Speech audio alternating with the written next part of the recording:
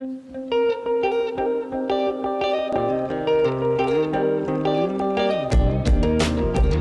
back to Bible in Context, where context is king and the original author's intent drives our interpretation. There we go. We finally have something that tells people what we do. Hopefully the name speaks for itself, but anyway, at least we have kind of a little bumper sticker. Yeah, there you go.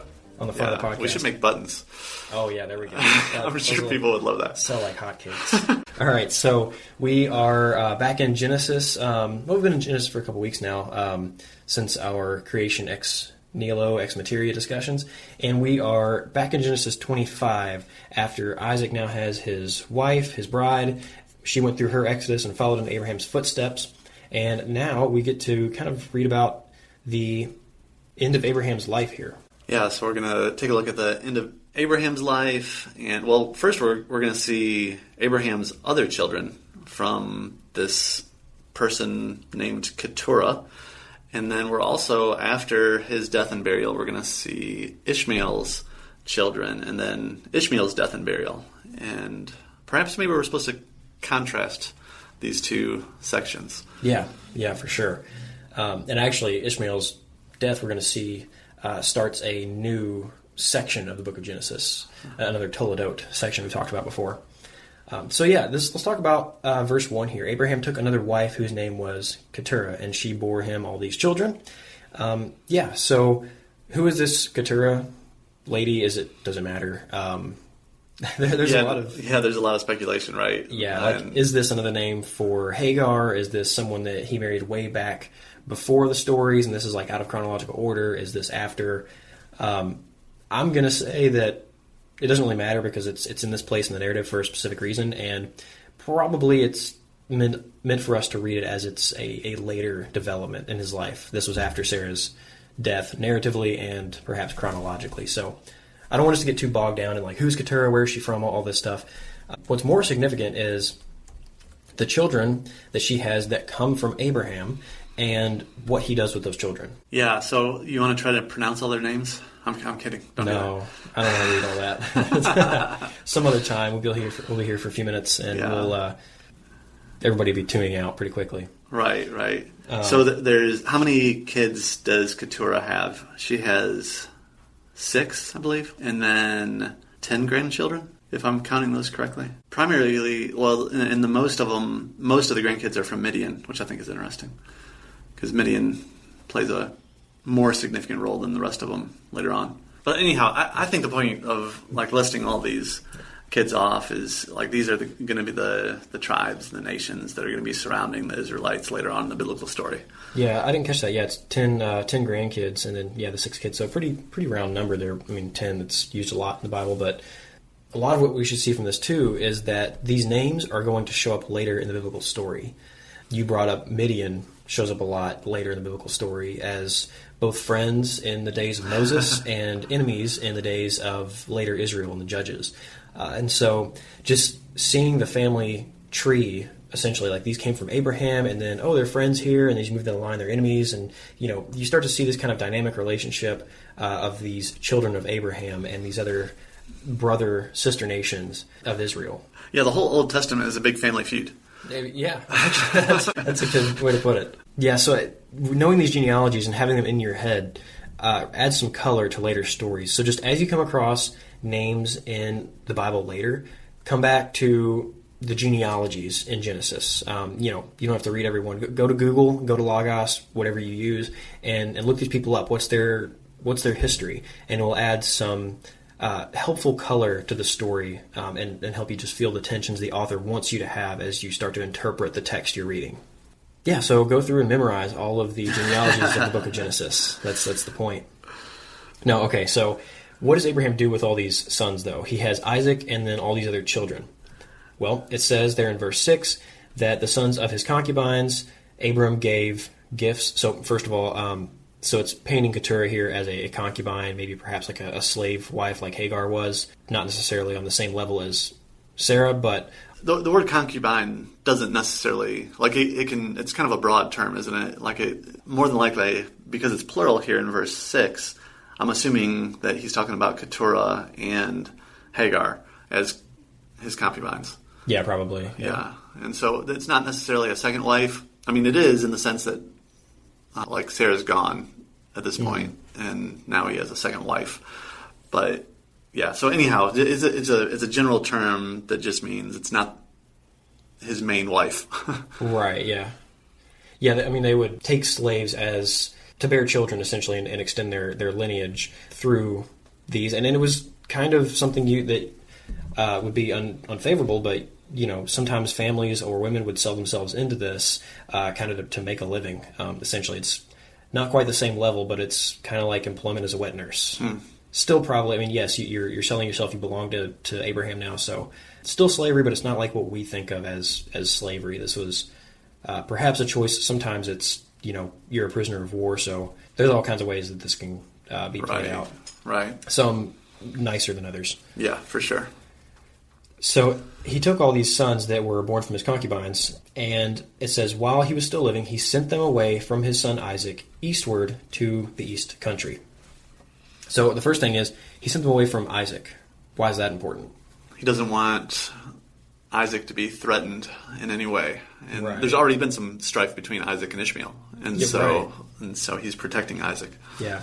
And also the plot tension of the previous chapter was Isaac was not supposed to marry a Canaanite so that there's not family in the land that has claim to the land alongside Isaac. We talked about that more last episode, so go check that out if you want. But if Abraham had other children in the land of Canaan, then there are people who are, you know, somewhat equal to Isaac, except they're not the firstborn, but they have rights, and they're not the cursed lineage of Canaan that is going to be pushed out of the land. So Abraham doesn't want his other sons to lay claim to the promise that Isaac is supposed to have, that Yahweh has given him to be an instrument of blessing to the nations. Right, So right. ultimately, this is an act of faith of Abraham. Yeah. Now, do you think there's anything to the fact that he sends them eastward? It seems to be the direction of exile. Yeah, I mean, all throughout Genesis, since we've seen, you know, Cain, Lot, the people of Shinar, and so on, east is the direction that people go when they're exiled away from God's presence or God's land or God's people, whatever it is. So they're being sent eastward. They are exiled out to be fruitful nations elsewhere until the time that God blesses the nations through Isaac's children. Right. And I think we're supposed to see the contrast. In verse 5, Abraham gave all that he had to Isaac, and then to his other kids he gives gifts to and sends them to the east and exiles them. So we're meant to see the contrast there. He favors Isaac. But the fact that he does give gifts to his other children shows you a little bit of Abraham's character, that he does care for them. Yeah, I think this is the same thing we see Yahweh doing throughout the biblical story, is where he sends out the non-elect, usually rebellious brother, even though they're rebellious, he sends them out and blesses them. Mm-hmm. In a sense, gives them gifts, but the promises remain on the chosen one. And again, not just for the sake of the chosen one, but for the sake of bringing the non-elect back into the family at some point. Yes. So that's, I think, what Abraham is going for as well. All right, so after this, he continues to live. He's 175 years old, and there he breathed his last and died in a good old age, a man full of years. Yeah, and I think it basically says the same thing three times, right? Good old age, an old man, full of years. And I think that trifecta is meant to just really emphasize that he lived a full life, not just a long life, but a full life. Right, and that's that 175 years too. I mean, that's supposed to signify the length of his life, the blessedness of his life, and I don't know necessarily if there's anything special about the 175 here numerically, like we talked about with Sarah in chapter 23, but I do like how Bruce Waltke in his Genesis commentary has summed up the work of some other scholars who have looked at, if you add up the ages of the patriarchs, it does become numerically significant within the biblical story. It's something where he kind of phrases it as though this is a possibility, so I wouldn't hang my hat on it, but it's just interesting to see that perhaps the author of Genesis is still being creative with the numbers here and building the age, not just the age of Abraham, but all the patriarchs put together of Abraham, Isaac, and Jacob, and it comes out to be very significant. I think Joseph is in there too, but either way, that may be going on. So here we're supposed to see, like you said, there's this trifecta plus the age, just showing Abraham is still in this blessed, good state, which we've seen that throughout ever since the end of chapter 22. he's still been in these Edenic settings. He's been blessed, and at a very high point in his narrative, he is a tested and refined, righteous person loyal to Yahweh.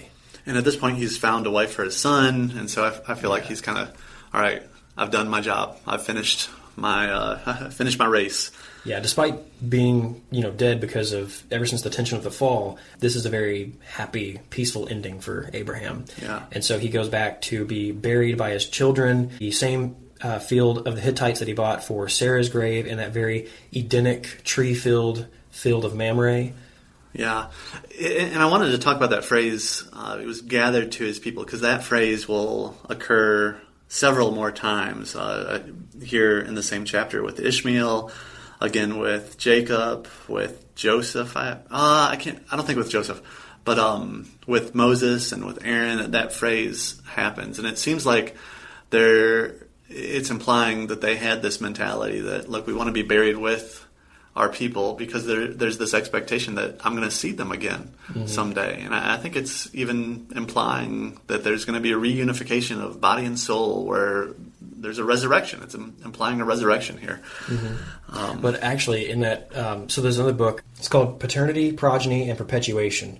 And it's a really dense book about basically how people live on after death in the Hebrew Bible and just how they thought about death and the cult of the dead and things like that. And one thing I thought was really cool is that with Jacob, so he is buried back in Canaan with his fathers, but it says that he was gathered to his people when he was still in Egypt. And so there's this idea of Jacob being reunited with his family in Sheol, in death, even before being placed with them physically. I do think, that the physical, reunification after death in the tomb is looking forward to being with your family. This is your ancestors' lands. You kind of live on in your name and in your family's care of you after you're dead. And then also in this story, like, we're expecting a resurrection. And so that's all there. But I just thought that was really cool and interesting that it's something that kind of speaks against soul sleep in the Bible. Right. We don't just fall asleep and we're unconscious and all of a sudden we just wake up in 1,000 years when Christ comes back and we're here. We've been unconscious the whole time, but we go on and our spirits are alive and something actually alive after we're dead. Right. Yeah, and it is possible that maybe I'm reading back into the text this idea of physical resurrection, just because we live on this side of the cross. But it does seem also like even in the book of Hebrews that the author talks about Abraham and Sarah looking forward to like a heavenly city. Yeah, I mean, we talked about too in Genesis 22 that, there and elsewhere, just with this two goats theme, that we're being made to expect resurrection. Where the seed is being planted in our head of resurrection, and it's really going to hit heavy whenever we get to Joseph. Right. And two, we've had promises to Abraham about you're going to possess this land, your children are going to possess this land. Right. Maybe there's kind of a collectivist thing going on there where it's 6 one, half dozen the other to say you're going to have the land or your children are going to have the land. Right. But there might be this expectation that, no, Abraham is going to have, like Hebrews says, the city built from God. Right. Okay, so he dies at a good old age, a full life, satisfied life, and his sons. I think it is interesting that both Isaac and Ishmael now come back. It doesn't mention any of the other sons. Those first two prominent sons bury him, and the location is significant. Of course, this is where Sarah was buried, which we talked about before, kind of an Eden-like place. And so it says, after the death of Abraham, God blessed Isaac, his son, and Isaac settled at Beer Lahai Roi. And so I think you see that significance there just of Isaac. He's being highlighted once again that, okay, Isaac is the chosen one. Out of all these kids that he's had, Isaac is the one that God blessed. And it does make me wonder, and this is just kind of fresh on the brain, even though it's kind of tangential, but here it finally says that Isaac settled at Beer Lahai Roi. That is the location where Rebekah came to meet him when he was out walking in the field. I've seen the case made that Isaac was separated from Abraham in Genesis 24 already and living separately from him in Beer Lahai Roi. But here it says he settles here, so maybe Isaac is just now finally settling in his own place after his father's death. Maybe he was just out there, tending the sheep, just like we see Jacob's children. They're off in faraway lands tending sheep because the flocks are so big. That's what you do in ancient Near Eastern shepherding culture. Right. So that's And a complete aside. Well, and it's interesting because that's where it's the well where Hagar. Oh yeah. Back in chapter 16, when she flees into the wilderness, right? Because Sarah had been treating her harshly. Yeah, God sees her. The angel of the Lord comes and sees her, and therefore the well was called Beer Lahai Roi. Right. It lies between Kadesh and Bered. It's Genesis 16:14. So yeah. Yeah. So it's interesting that's where Isaac chose to settle down. I feel like I need to think about that some more. I'm sure there's some extra significance there. So this is where we actually start a break in the Genesis narrative, and something new begins to happen. And really, it would kind of make sense for us to break here and come back. But we're kind of talking through the chapters, even though the chapters are not inspired or even there originally. But still, it's worth noting here that where it says in verse 12, these are the generations of Ishmael, that is that word toledot again, where it shows up and breaks the narrative into about 10 separate sections. And so we've now moved on from Abraham to the sons of Ishmael, and then a few verses later in verse 19, Ishmael's children's story are going to be over because he's kind of a side character now that he's been exiled out, and we're going to focus back on the toledot, the generations of Isaac, and the family line.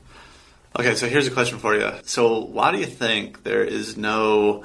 These are the generations of Abraham? Like there's, I think the last one actually back in Genesis 12 was Shem? Terah. Terah. Jesus, yeah, these are the generations of Terah. And it talks about like Terah's sons, right? Then, but yeah, it skips. That would be, so Abraham's story is the toledot of Terah, but you would expect this is the toledot of Abraham for Isaac and Ishmael. Right, yeah. Right. There, and that just doesn't exist. That one's, and it's interesting too that Isaac is actually mentioned almost half as many times as any of the other patriarchs.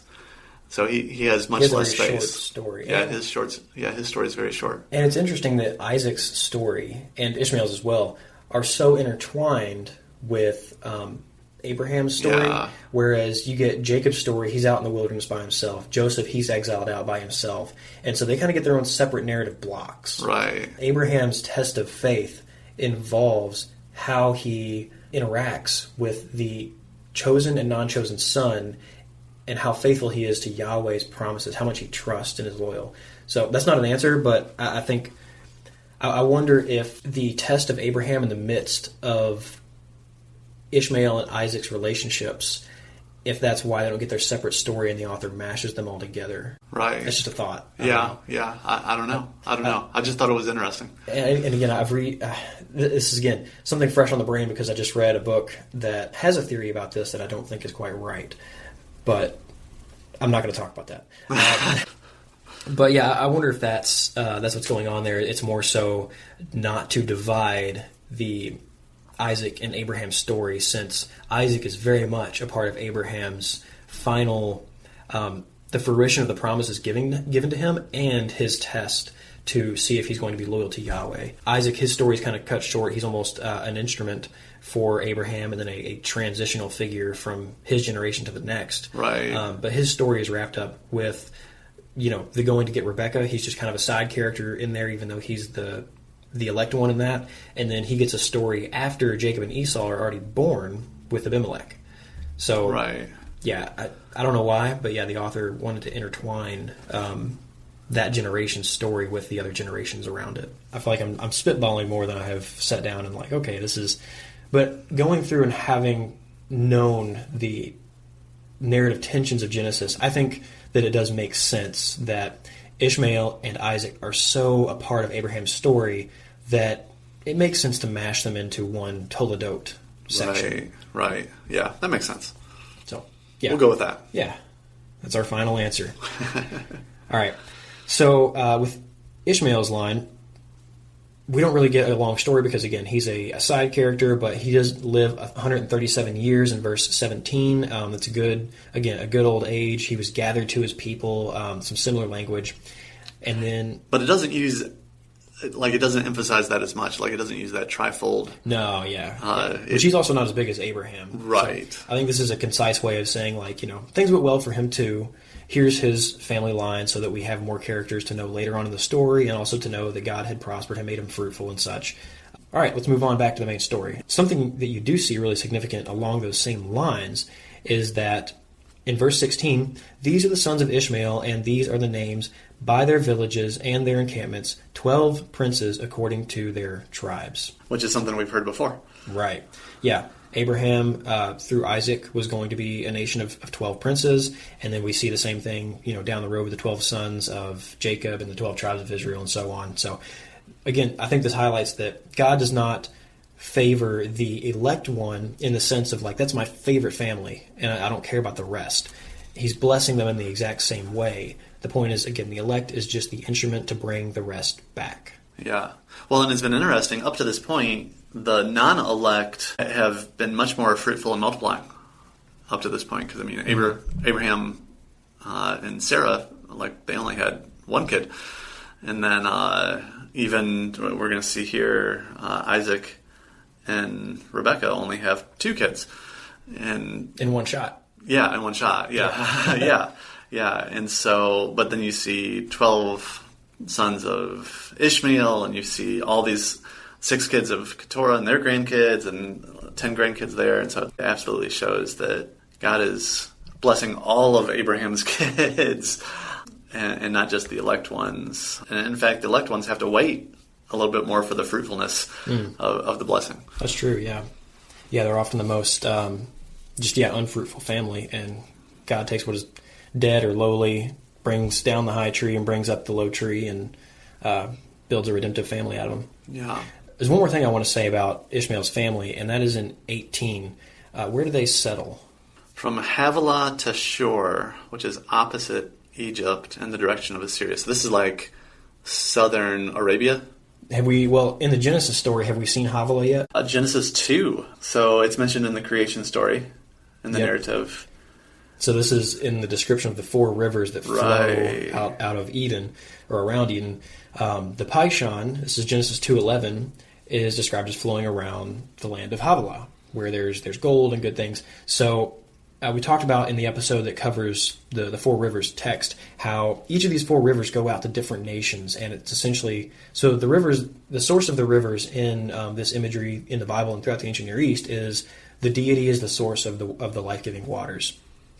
And so here Yahweh, he is the source of the life-giving waters, and it splits into 4 rivers and goes to all the kingdoms of the known biblical world.